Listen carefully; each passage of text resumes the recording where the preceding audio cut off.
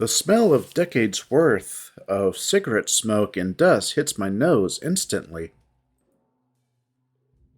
Daxton coughs, trying to muffle himself as we see the shadows of various patrons throughout the dimly lit bar. Everything near the counter is illuminated up with a sort of green tinge, while the rest of the establishment has a red lighting. Well, in the places it does have lighting, I've never been inside a restaurant or bar this dark before. The walls are mainly decorated with faded 1950s beer adverts, and a mounted CRT monitor near the entrance looks to be streaming an old cricket match. I don't see any bartenders or waiters. Nobody is behind the bar. Huh. Daxton half speaks, half whispers. Maybe we should take a seat? So it doesn't look like we're gawking? Yeah, good idea. We move toward the closest table to the entrance. The location leaves us completely enshrouded in darkness. There's a lamp above us, but it looks broken, the copper wiring hanging out where the bulb is supposed to go. I haven't seen Flynn yet. Have you? It's hard to see in here. I sort of assumed salamanders had better night vision. No, not yet. Squinting, I try to get my eyes to adjust to the darkness. Two large figures get up from their bar stools and head toward the pool table, each grabbing a cue. They both appear to be equine, middle-aged, and male, decked out in polo shirts and slacks. The two wouldn't look out of place on a country club greenway, but here, they stand out something fierce. I realize that there is a much smaller person behind them, a Finnic girl with big, lengthy head fur that goes down to her shoulders. One of them, the one in the teal polo with a beer gut, sets out a rack of pool balls on the table. The other horse, with a red polo and graying muzzle fur, speaks up, shaking his head and pointing toward the balls in the triangle. I can't make out everything, but it sounds like he's insisting that the 8-ball always goes on top. The teal-shirted one lets out a dismissive noise, making a point of placing the 8-ball somewhere in the center of the rack. I feel my phone buzz in my pocket. Quickly reaching down, I check the message. It's from Leo. We're all gonna hang out at your old hood tomorrow at 2. Would be good if you came. I sigh. That same welling of guilt takes hold in my chest, like stones in my ribcage. More text from the Evil X. I glance up at Daxton in surprise, the salamander having turned to face me. Again, I'm wrought at how fucking eerie his bright eyes stick out of the blackness and staring right at me is. He's not evil. You folk all get super antsy every time he texts you. Like, an ex is just that. An ex.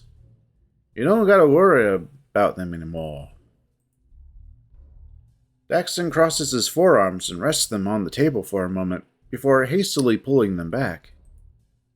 He grimaces, wiping his arms on the fabric of his shirt. Looking down, I can see that it has been a while since the surface table has been properly wiped down. There's no napkins inside either. I peer at the message again, trying to think of what to say in response. Well, the circumstances are kind of different here. He's been one of my closest friends since I was really young, and when I left town for college, we never actually broke up. Oh. The skin on his face pulls tighter, though I can't make out what expression he's making. So, he's not actually your ex, then? We haven't been together in 3 years. Hell, before this trip, I hadn't even spoken to him in at least 12 months. That's not exactly true at all, now is it? The heavy feeling in my chest grows stronger. Look, I don't have time to go over the past 15 years of our relationship. He holds up the flat of his rubbery palms. Sorry, just trying to get to know you and all. He turns back around. Smooth, Chase. I type back my reply to Leo. I'll be there.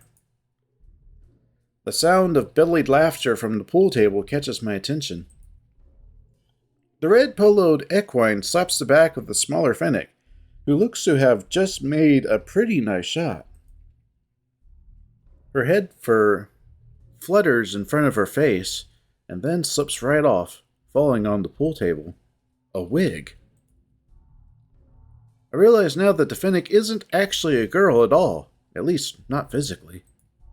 Daxton saw it as well, and we exchange a brief glance. The two men don't seem to pay much mind outside of a brief chuckle. Behind them, a red light flicks on, and another group becomes visible at the table to their rear. There's a 30-something German shepherd with pompadour-cut head fur and a black muscle shirt stretched taut over his large chest. He's watching the billiards game intently. His arm is around the back of the seat next to him, and in that seat is Flynn, staring right at me. Fuck. God, how long has he been there? Could he see us the whole time? Daxton sees him too, the salamander forcing a toothy smile and waving at his roommate from across the bar. Flynn doesn't wave back. He just keeps staring. The seconds pass, and nothing happens. We just sit here, and he sits there, and neither of us moves. Eventually, Daxton pushes himself up to his feet, and I reluctantly follow suit. Everything goes quiet as we make our way to the other table. I feel a tingling sensation around my whiskers that goes all the way back to my spine. I don't belong here. I can't tell if the pool table group is looking at me, but it feels like they are. Well, holy shit. Would you look at that? An otter in my water! The German shepherd speaks up, with an accent that sounds more West Coast than Southwestern. He drops his arm from Flynn's chair, beaming at me with his reddish-brown eyes. The canine turns his attention toward Daxton, eyeing him over. The salamander has his hands folded together, smiling nervously. And Daxton! Daxton blinks. Evening. Have we met? The man chuckles. No, but I've seen you before.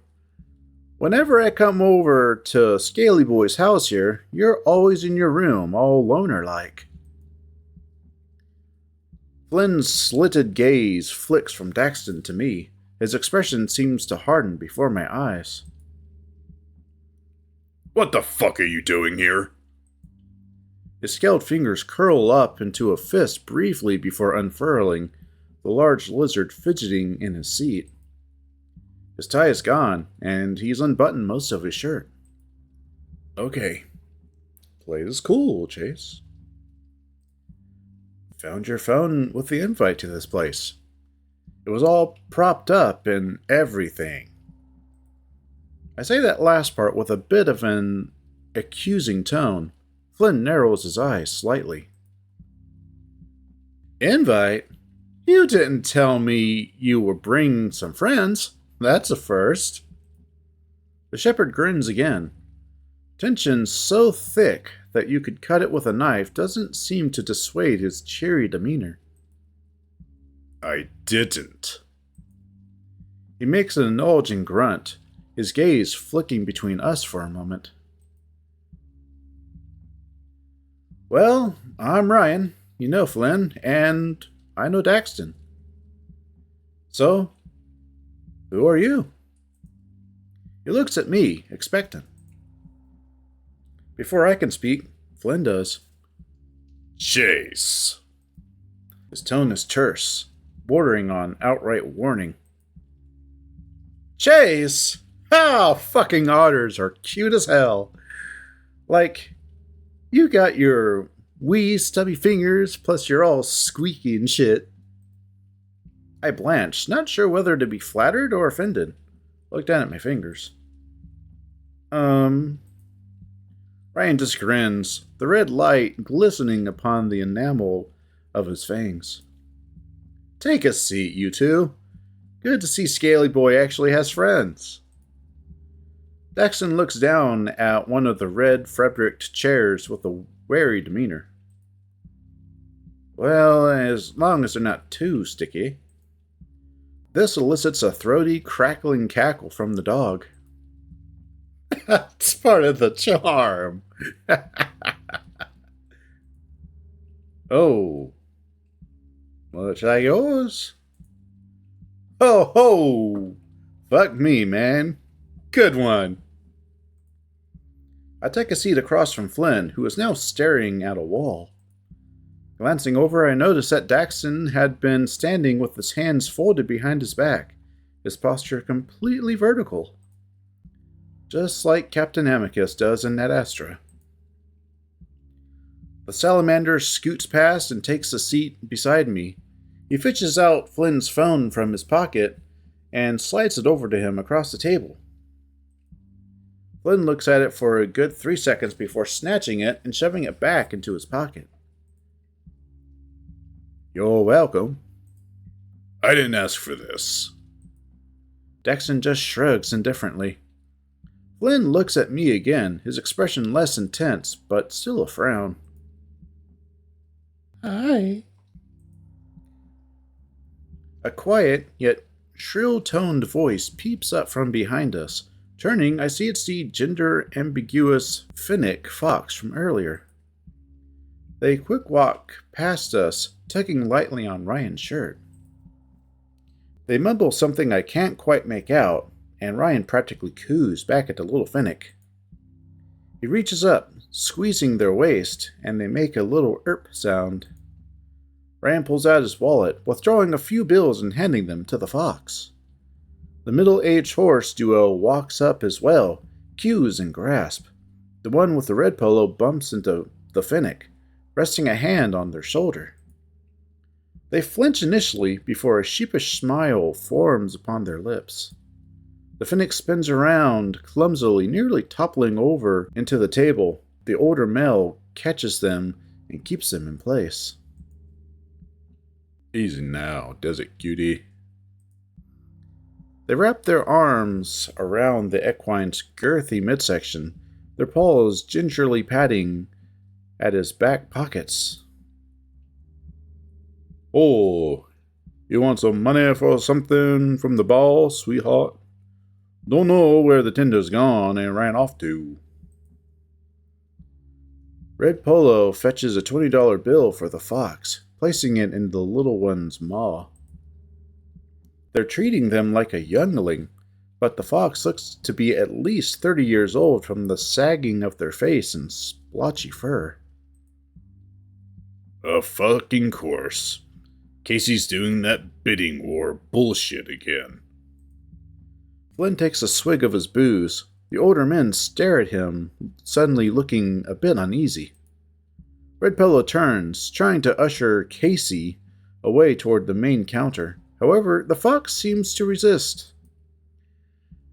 They squirm, quickly writhing out of the equine's grasp and stumbling their way over toward Flynn, nearly crawling on top of Ryan to do so. Everyone seems to freeze in place as the fox pushes their muzzle up close to Flynn's. Flynn looks dull-eyed back at the Finnick. I don't got any money for you. It's okay. I just want to make you less grumpy. They look at each other, saying nothing. Flynn parts his lips slightly, and the fox pushes their face up against his, maws meeting in a deep kiss. His eyes go wide for a moment, then shut tight, returning the affection just the same. My heart feels like it stops, and my sweat goes cold. I feel sick, like I want to puke or something. I mean, I had felt a sort of deep, gnawing feeling since I saw Ryan's arm around Flynn, but I guess I wasn't prepared for something so visceral. But I don't do anything. I just sit there and watch. Ryan, meanwhile, grasps the fox's rear, grinning in that Cheshire way he does. Good to see you're not sourpussing the whole night, Flynn. Are you kidding me right now? Fucking whore. Red Polo turns, leaving his friend behind and making his way toward the exit with a few huffed swears. The teal poloed male, who is some sort of Shire Clydesdale type, watches him leave, but doesn't follow. Says the married man. Casey pulls back from Flynn, a string of saliva still hanging between their lips. Flynn's nostrils flare as he exhales upon the fox's face. This seems to set Casey off, and they kiss him again with even more ferocity. Daxton's looking at me now, his eyes wide. The salamander silently mouths a "what the fuck?" I don't even have the capacity within me to respond with anything other than a curt nod. Wow, putting on a show for the new friends? Teal Polo is looking down at Daxton and I now. Well, noting the festivities, you young'uns want a drink or something? I'm Mike. Oh, nah. We're good. I'll have 2 doubles of whatever tequila is the cheapest. Mike blinks. I'll be right back then, kid. Let me find the bartender. Rob's back in the smoke room, Seabiscuit. He uses his free hand, not the one currently groping Fox-ass, and points toward a wooden door in the corner of the room by a potted plastic saguaro. The smoke room? Mike gives Ryan an uneasy look. I get the impression from his demeanor and the casino wristband he's wearing that he isn't a local. Well, I'll be right back then. He forces a smile before turning and heading toward the aforementioned smoke room. Ryan crosses his legs, letting his head roll from side to side before speaking up. I think we should head there too. Right, Flynn? Flynn and the Finnick part lips again. Tequila looks at me before responding. All right. Man, what's wrong with you? All eyes shift to Daxton now. Flynn grunts. You don't get to fucking judge, creep ass. Watching me jerk off at night, but can't stand the sight of me macking on someone? For fuck's sake. The round-faced salamander's jaw goes slack. Ooh, you've been busted, Daxton. Watching and not helping out's a real grave offense. What the hell are you even talking about? Daxton looks to me. I say nothing, thinning my lips. You know what I'm talking about. I truly don't. Hey, let's not play he said, she said, aight. Daxton, Chase, you like the party? The dog reaches into his pocket. The Finnick turns from Flynn, biting their lip as they begin to lean on Ryan's shoulder. They wriggle their hips in such a manner that Flynn gets a face full of fuzz, Nagila sputtering a bit. I'm reminded of long bus rides home with Jenna and Flynn back in junior high. Not that Jenna acted anything remotely like Casey, though. Flynn would be the aggressor, pulling on her fur and making native jokes until Jenna would donk him right in the nose with the biology textbook. Ryan withdraws a small plastic baggie with about 6 tiny white spheroid dots inside. They kind of look like that expensive pebble ice cream they sell at theme parks. I had always wished Carl's parents would start selling that stuff, but they said it was just a gimmick and that it doesn't make the ice cream taste better. He opens the little baggie, placing one of the pebbles on the eager Phoenix's tongue, then his own. The German Shepherd rises up to his feet. He's large, about as tall as Leo. He extends out the baggie to Daxton and I. Before we can respond, Flynn rejects, swiping the baggie and closing it before handing it back to Ryan. Yeah, nah, fucker. You deciding for him? Bit rude, my man. This Shane ain't addictive unless you're depressed or something. Daxton's got a heart condition, and I'm fucking pretty sure Chase's got drug tests for summer internships to worry about. Daxton crosses his arms over his chest. Yeah, I'm good. Kindly from strangers and that whole business, too. Speaking of, Mike comes out from the corner door with 2 drinks in his grasp. He has a sort of blank expression as he sets them down in front of me. You have fun back there? Ryan quickly deposits the baggie back into his trousers, pushing his chair in. Flynn stands up as well. Didn't have time for fun. Had to tend to Kid Boozy here. Kid Boozy? That sounds like one of them urban rap types. You spit rhymes, Chase? Ryan chuckles. I look down at myself, then back up. Fuck no, he doesn't. I've seen Chase do cowboy poetry back in school. Not a pretty sight. He looks at me, seemingly uncaring of the fact that Casey is now all up on Ryan and not him. I remember you and Carl got up and did yours about alien abductions and anal probes in the desert, and the principal got so pissed. I let out a little huff as the memory comes back to me. I'm surprised he remembers that. Yeah, it didn't start off that way, but UFO rhymed with lasso, and it was all downhill from there. Anal probes, eh? Ryan grins, reaching over and slugging my shoulder. His angle is off, so it's more like a tap than a punch. Daxton lets out a slightly exasperated noise. That was your takeaway from that conversation? You sound like you've got a probe or 2 up yours, Daxton. Or lack thereof. Daxton closes his eyes and rubs the flat of his nose, still looking a bit flustered from Flynn's accusation earlier. I clear my throat, speaking up toward the towering equine beside me. But thank you, sir. I give the large horse a nod of appreciation before taking a hearty glug of one of the glasses. Oh my god! This fucking burns!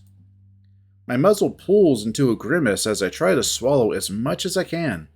Eyeing the glass, I only got a fourth of the way down the double. Guess I'm the designated driver now. Ryan pulls back toward the door to the aforementioned smoke room. Hey, you all want to join? We're good, Ryan. Flynn basically pushes Ryan's back, shuffling the seemingly attached Casey along with. A long silence follows, and all three of us watch them until they disappear behind the faded wooden door. I let out a long exhale, then placed my face in my paws. I don't know what he meant when he said I was watching him jerk off. What the hell he's talking about? I can hear the creaking of the seat across from me. Mike must be sitting down with us. I would take it as the highest compliment if someone was watching me beat off. I'm never leaving my room again. I'm assuming you young'uns are also new to this dusky establishment. Is that right? Mike speaks in sort of southern drawl cadence that's more bayou than prairie. And if you ain't gonna drink that, kid, I'll gladly finish it for you. I uncover my eyes, slowly reaching for the glass of auburn liquid and bringing it again to my lips. The second time doesn't hurt as much, and I manage to swallow forth another fourth without any tears. Yeah, this is a first time for me. How did you find out about this place? He crosses his arms, leaning back in his seat. The chair creaks in audible protest to his weight. I was about to ask the same thing of you. Was wondering what cute pups like you two would be doing in a place like this. So I stopped by the casino for a few hours with the one-armed bandit. So I have one of them sex applications you download to your phones, right? Downloaded that all by yourself, did you? Daxton comments dryly. Well, can't exactly get my nephew to help me with that one now, could I? You could, it'd just be very awkward, much like this whole night. Daxton's staring at the wood grain of the table, tracing it with his finger. Bit rough, yeah? Well, anyway, I was on this sex application and this feller starts chatting me up. The huffy one I was just with. He was also staying at the casino. He suggested we come down here for some fun, so I followed suit. The place was packed with Finnick folk earlier. They all went back there, though. He points toward the corner door. So, this place is for gay guys, right? That's most probably the case. That okay with you?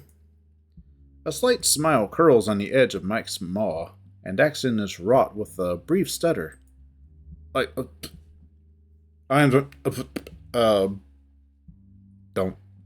don't care, you know? You do know. You do. You do you. I'll do me. Maybe I'll do you too, yeah? Oh my god. Daxton looks like he's been slapped. His tail coiling inward, Mike just chuckles in a bassy rumble.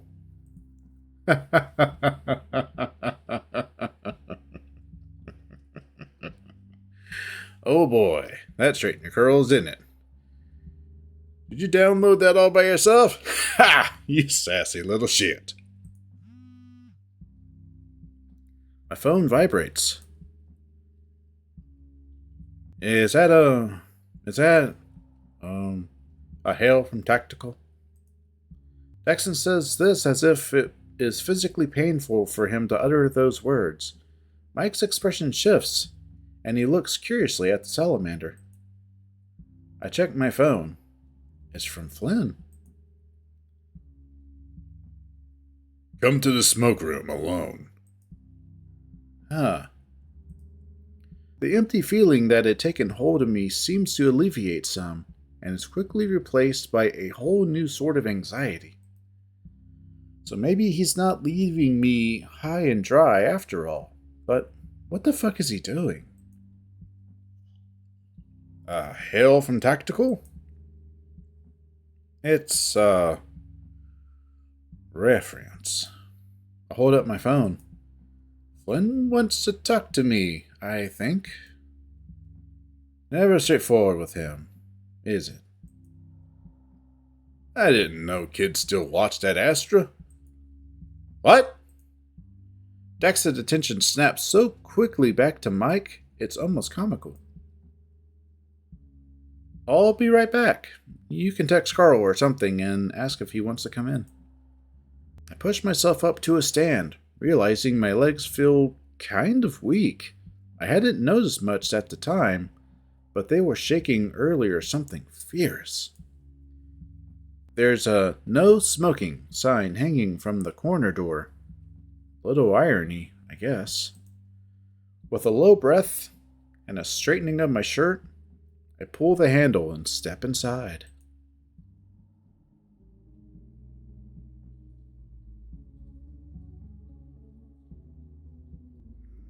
My feet touch what feels like bare soil.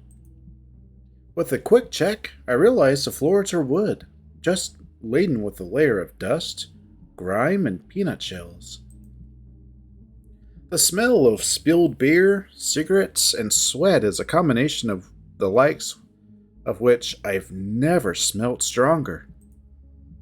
I turn, and Ryan's only a few feet in front of me, standing in the middle of the room with Casey. They're fucking. Flynn's next to them, his shirt open and belt undone. The lights pulsate on and off at infrequent intervals. Everything goes from pitch black to lit up bright, and of course, there's not a window to be seen. I hear ambient voices around me. A decent amount of people are here, and most of them are completely naked. Behind Flynn, gay porn plays on a crooked mounted TV screen. Speakers and subwoofers rumble with the bassy drone of bizarre music. Silhouettes of people dance in a limp daze. The flickering lights make the shapes look like ragdolls flailing in stop motion. The lights begin to strobe red, and it's overpowering to the senses. Too much to bear. I grab the end of my tail, squinting through actual smoke. Flynn? My voice comes out more pathetic than intended. The music's so intense I can't tell if I'm being loud or quiet. Everything goes black again. I hear a clap and a cry, followed by a baritone voice. This is what you want. Did Flynn say that? There's a glint in the darkness. I know it's Flynn's eyes. He's not looking at me. His eyes may be aimed in my general direction. Yet he's not actually looking at me. But the guy behind him is. Oh, fuck yeah! Ryan cranes his neck some, looking toward me with that big old grin. His long tongue hangs out the side of his maw. Oh, hey, Chase! Come here. I've never been beckoned by a guy currently balls deep inside someone else, so I'm pretty hesitant to obey. Flynn turns away from the duo, facing me. His expression sort of reminds me of how he got when his aunt was talking to him at City Hall. His eyes are a little more open than usual, and his jowls are pulled back along the side of his snout to show his teeth. So, you showed up. Flynn limply gestures to his surroundings right as Ryan bucks hard enough into Casey to elicit a loud moan. Casey curls their feet against Ryan's own, the only clothing still on their body being striped, thigh-high fabric tights of some sort. Ryan, meanwhile, is still fully clothed aside from his red prick sticking out from his fly and into Casey. A small crowd is gathered at the left side of the room around something. I can't quite make out what, but there's more moaning in that direction as well. Flynn's attention seems solely on me, despite everything happening around him. He's waiting on me to say something. I step forward, letting go of my tail. Suddenly, Casey grabs Flynn's shirt, nearly yanking him over. "Now you..." Flynn blinks, turning to speak briefly to the Finnick. Just give me a minute.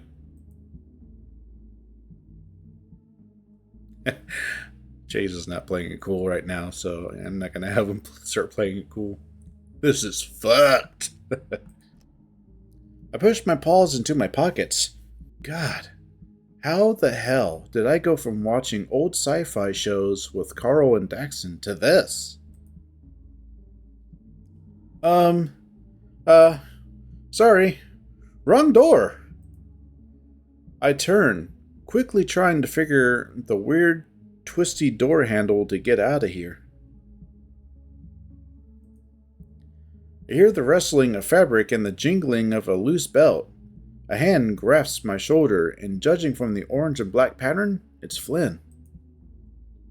You can't keep your nose in your own business. You know that? Despite the words, he sounds worried? I cleared my throat, trying not to sound too freaked out. Well, you know me, Snoopy journalist. Don't worry, this isn't, going in the report. You gonna leave me hanging over here with this?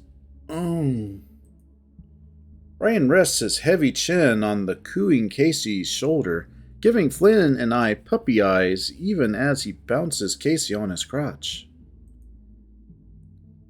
You look like you got it covered. Flynn keeps his hand on me, though no longer as tight. So, you did leave that phone out for me to find it, right? Flynn rolls his head some, as if debating speaking further. Finally, he looks back down to me. Didn't expect you to bring my fucking roommate. That was awkward as shit. And now I gotta deal with the fallout of all this when I get home. You're the one that accused him of watching you masturbate after making out in front of us.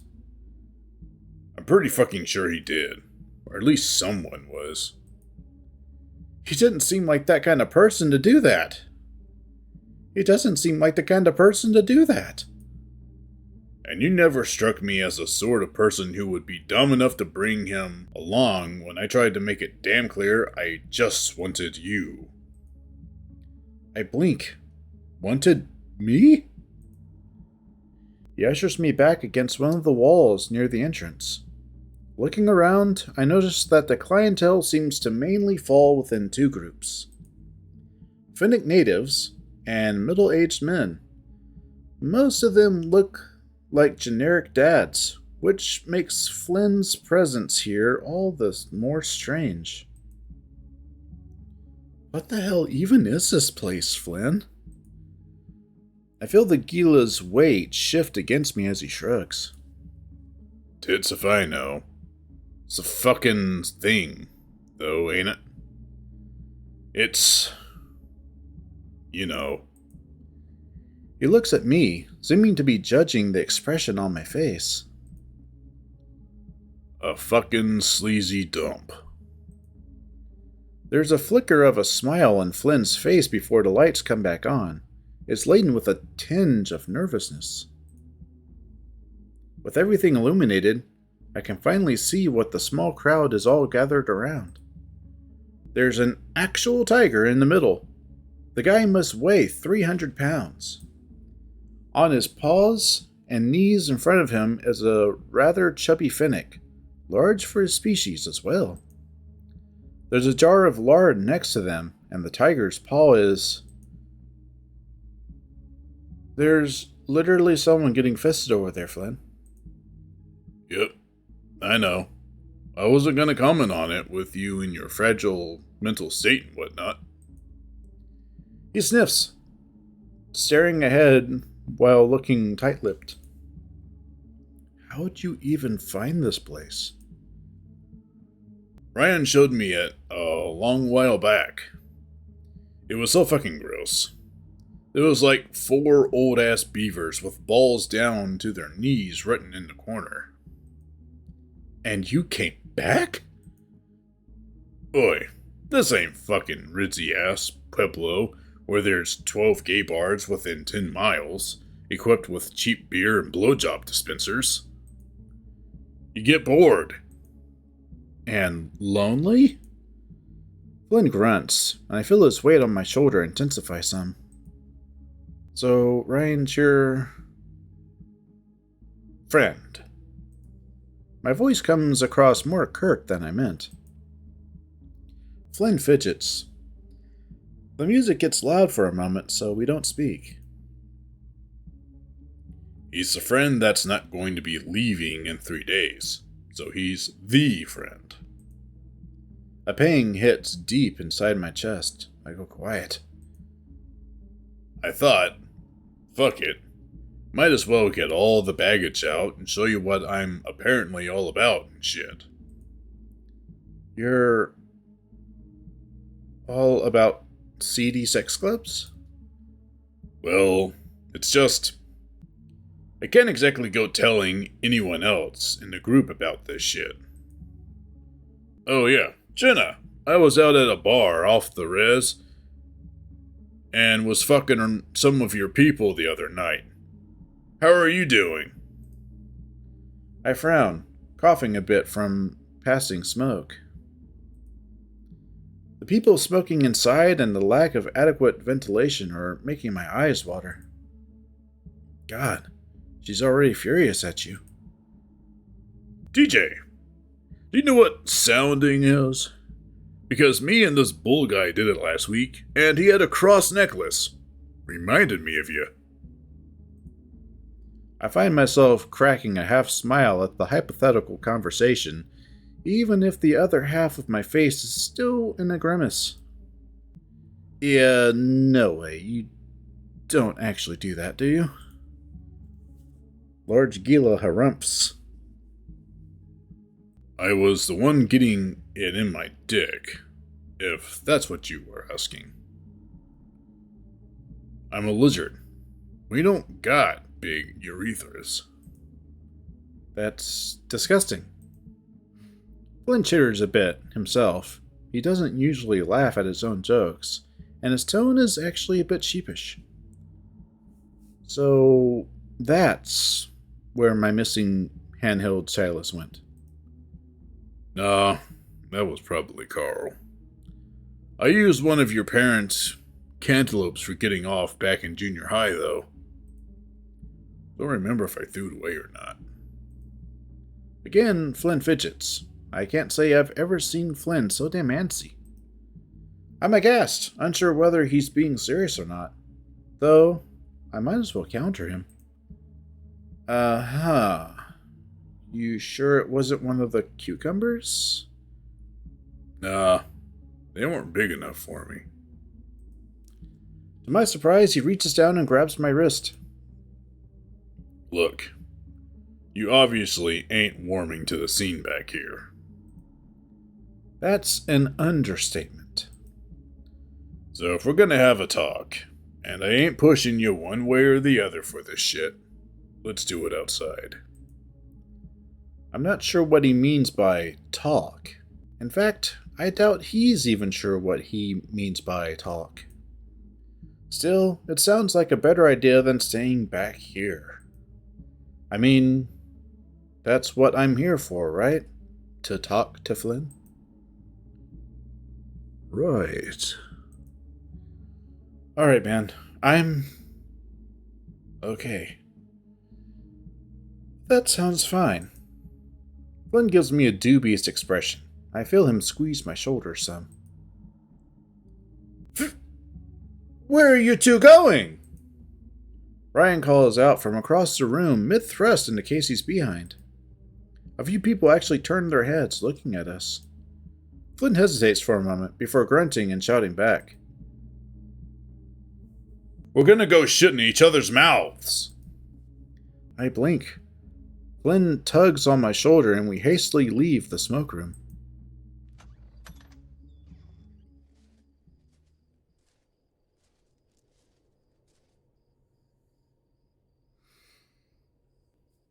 Of course. You fucking brought Carl too.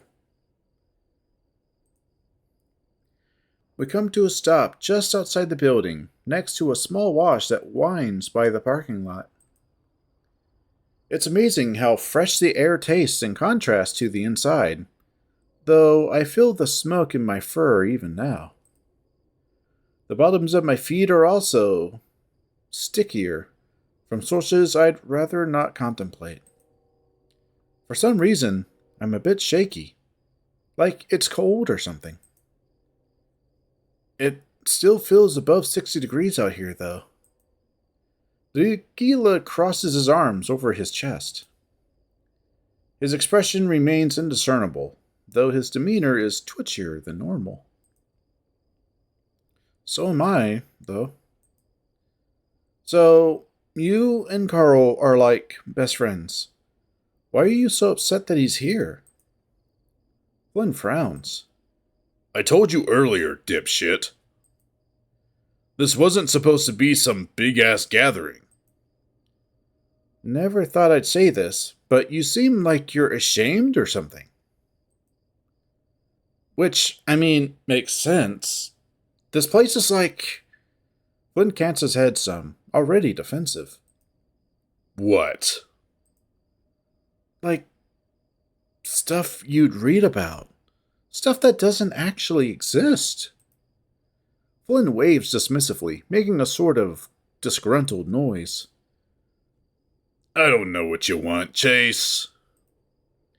I got a feeling about what you think you want, but not what you really want. So, tell me what you think you want, and we'll go from there. Tit dirt. I dip my paws into my pockets, not sure what to say. Despite the darkness, I can tell Flynn is staring at me with a sort of unyielding gaze. So, I guess we're not gonna shit in each other's mouths then. He smirks, though stifles himself quickly. He knows I'm dodging. Look at me. Flynn bumps his knuckle beneath my chin to ease my head up. I flinch instinctively. I realize my nerves are more shot than I'd thought. Calm your shit. He drops his hand. I see his gaze flick to the side, then back to me. Please. That catches me off guard. I let out a big breath of air, tugging some at the fabric inside my pockets. The only person I've ever had sex with prior to this break was Leo. I'm not really ready for this sort of stuff, you know? I mean, Jesus Christ, I didn't even think you were ready for all that, and you're... Flynn, the giant slut. Yeah, I know. We joked about that sort of stuff in there when we were kids.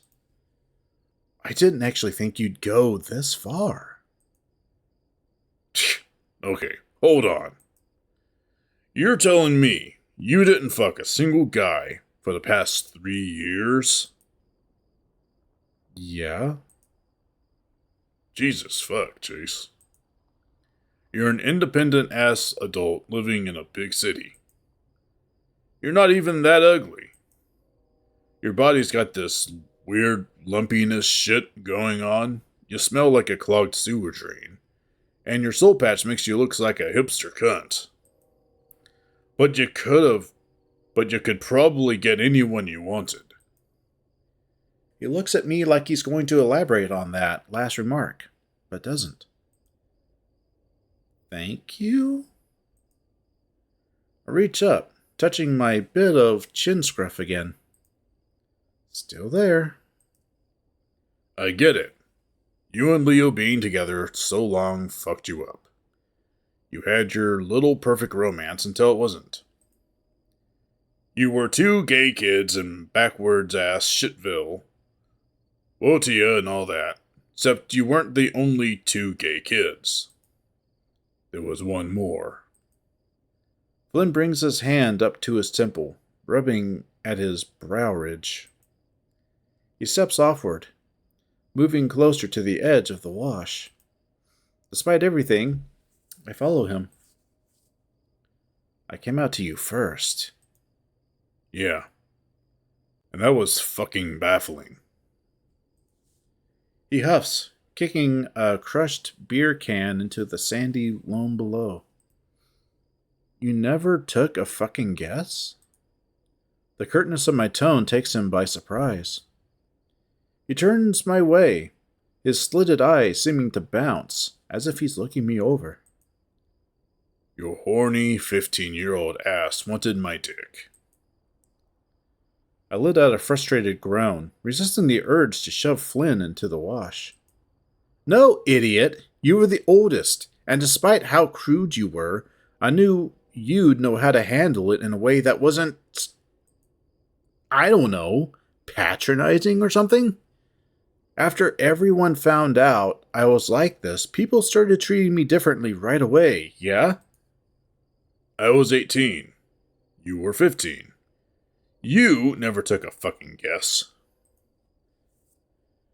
I furrow my brow, pulling my paws out of my pockets and crossing my arms tight over my chest. I wasn't going to take advantage of some tumultuous kid whose balls just dropped. That moral quandary didn't stop our Supreme Group Patriarch, though.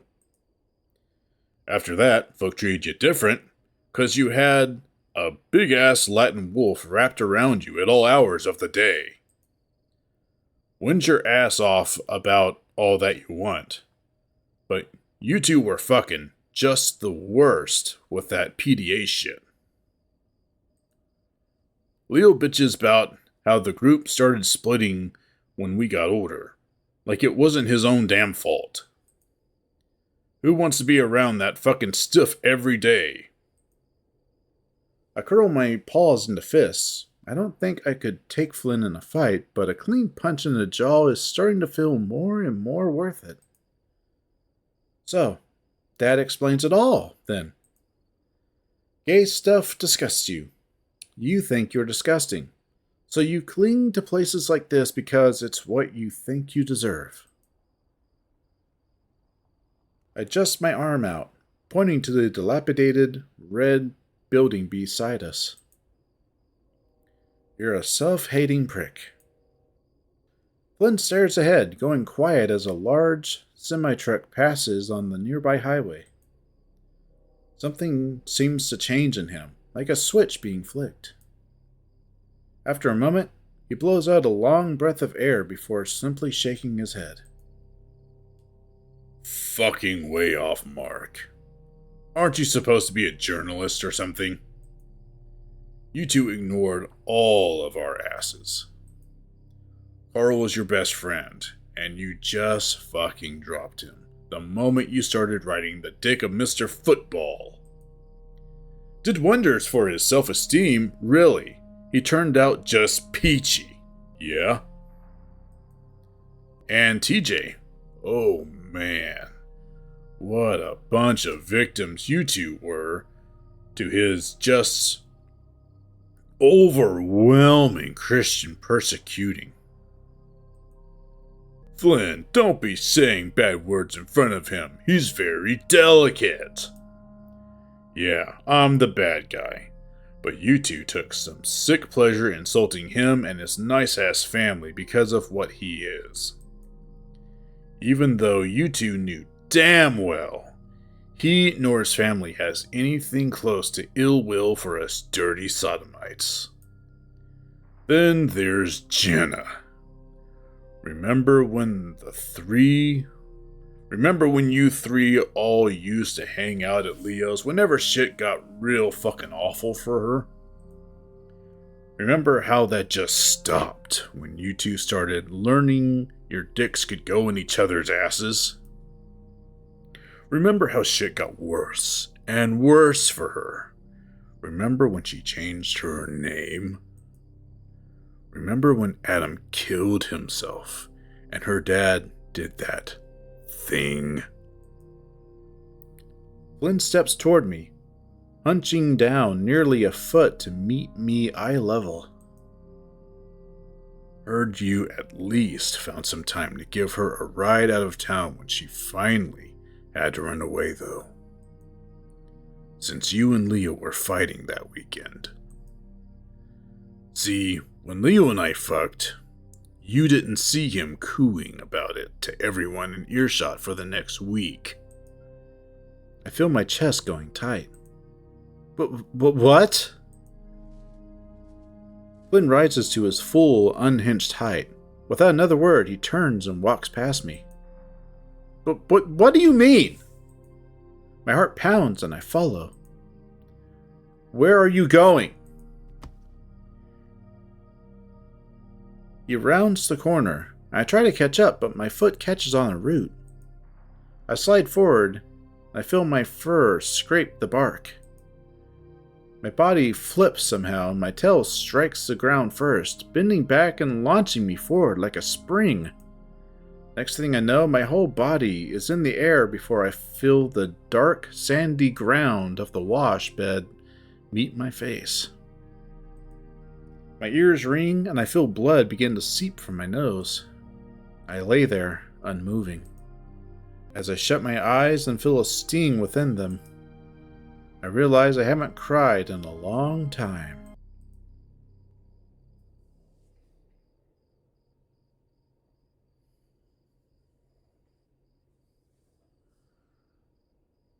Friday. So that was Thursday. Big chapter on Thursday. A lot happened. Leo's indignant rage at Flynn for ruining everything. Pretty much present in every route, I think. Carl having his own thing going on with his edibles. Edibles are something I haven't tried yet. I have had THC. It's like the kind that you do drops on your under your tongue. I've had that. That was a fun experience. I didn't know what to expect because it was the first time I ever tried THC of any sort. So, yeah, I didn't know if it was working or not. So Finn and I, we took the THC and we went walking around outside. And eventually, a lot later than he said it was supposed to start affecting me, I started feeling a little slightly drunk, I guess. I felt like something was off. I could feel like I was being affected. And then the what's it called? The blanket? At least that's what Finn called it. When you just feel like you don't want to move. And that finally hit me like a few hours after we took the drops. And of course, I had no idea what it was supposed to feel like. So I was just like, "Is this normal? Am I about to die?" I'm a house cat. I don't try this shit. He's like, "No, that's fine. It's called the blanket. It's working as intended."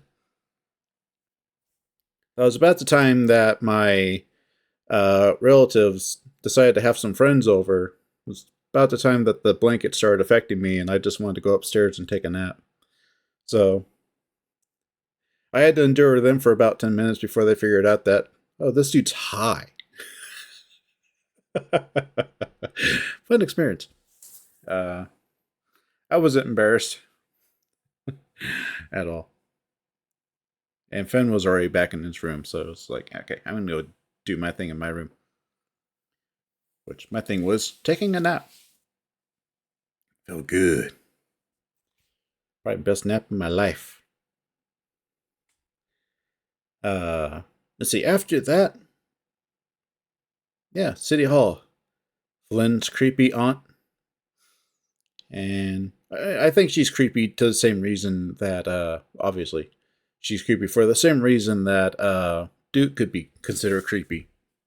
She suspects. She's very suspicious as well of Chase.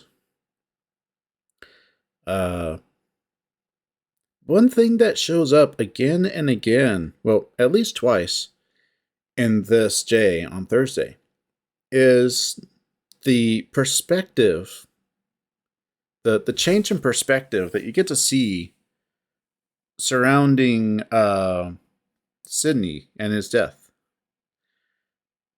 You get to see the perspective that I guess would be more of Sydney's and Flynn's, because his experience, his perspective, is very different than what Chase brings. And I'm assuming Chase basically speaks for the rest of the group. But he sees that Sydney was kind of a bad kid who enjoyed hurting people. And Flynn knew Chase better than anyone. He didn't just hang out with Sydney. He understood Sydney really well. At least that's what I'm gathering. Or at least that's what we're led to believe, I think. Whether or not that's true, I don't know. Because apparently Flynn has Asperger's. So I don't know if that means he's not good at reading people and he completely read Sydney wrong, or he's just not good interacting with people, but he can read people just really good. I'm not sure where that stands. That's a question for Finn, actually. I wouldn't mind asking him that. But one thing that I really noticed was when Chase gave the perspective from the rest of the group about Sydney, Flynn became really defensive. You know, Chase was saying that Sydney seemed to enjoy hurting people. And Flynn became real defensive for Sydney, saying, no, Sydney didn't enjoy hurting people. He came from a rough background, which we got to see a little bit of. He came from a real fucked up place. And, you know, it's kind of like with Jenna. You know, Sydney came from a messed up place. Jenna came from a real messed up place. I'd say Jenna came from a more messed up place than Sydney did. And yeah, they dealt with it two completely different ways. It's kind of like what she was saying at the beginning of her route, the one that we're doing with Finn right now, a different series. She dealt with it differently and didn't lash out. Sydney did. Sydney lashed out a bit. Tried to play far too rough with people who didn't want to play that rough. Doing what he thought was really cool, which was wrestling. Yeah. And then the other perspective that we see, I guess in the same line, the two differing perspectives, is just the rest of the group. Chase saw nothing wrong with how he and the rest of the group dealt with life. Flynn saw that there was a lot wrong. In fact, what he just said. The whole scolding of Chase that Flynn did. That was all about how Chase really failed to, well, how the entire group kind of failed to help each other. And they all just kind of clustered around TJ. made sure he felt safe and comfortable. So Flynn couldn't say bad words, or else anyone would accost him. And when it came to Jenna, I guess he wanted help. He saw she needed help, but he really couldn't, I guess. And then the only time that anyone did help her was when Chase drove her out, helped her run away after she changed her name, after Adam took his own life.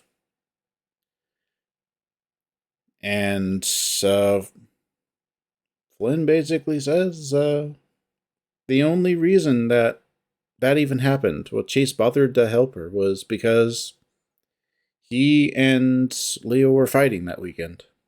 So they weren't constantly having sex and making out.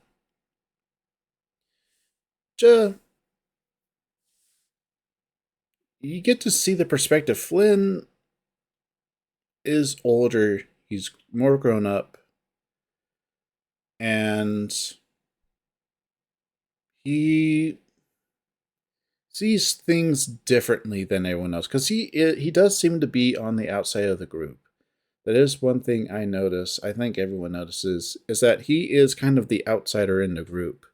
He's a designated victim for all the abuse of everyone else. It's kind of the feeling I get. Because he can't do much of anything without being accosted by Jenna and Leo. Especially in regards to TJ.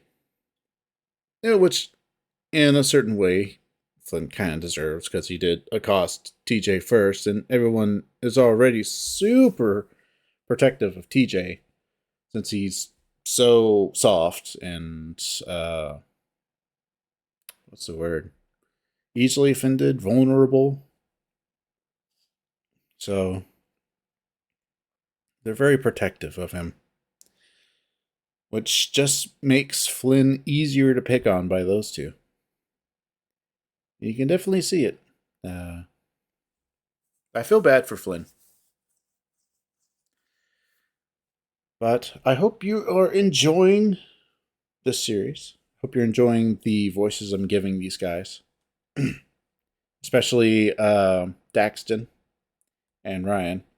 I originally wanted to give Ryan Johnny Bravo voice, but then it said I had a West Coast accent, which I wasn't sure if that's supposed to be Southern, but it actually said Southwestern. It mentioned Southwestern, and it's like not cowboy, it's more something, which I interpreted to be more of like Californian.